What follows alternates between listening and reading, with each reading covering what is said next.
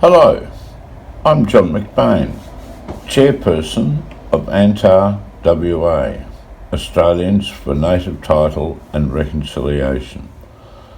Our acknowledgement today is in the beautiful Nyoongar language.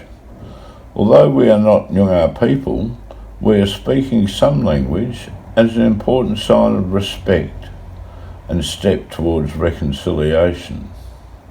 In doing so, we acknowledge the beautiful Nyoongar country, the Nyoongar people who have in the past lived on this country, and the Nyoongar people, elders, leaders, ordinary folk and the young who still do. Kaya, or hello. Wanju, welcome. Wanju, welcome together.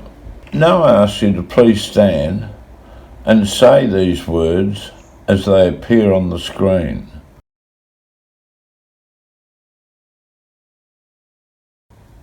Kaya, Wanju, thank you. And finally, can we all, in our own way, reflect together on this beautiful Nyoongar country, the Nyoongar people who have and do live on it, their culture, their language, and how we can take part in the journey of reconciliation or bringing the two different societies that exist together on this land together as one. Thank you.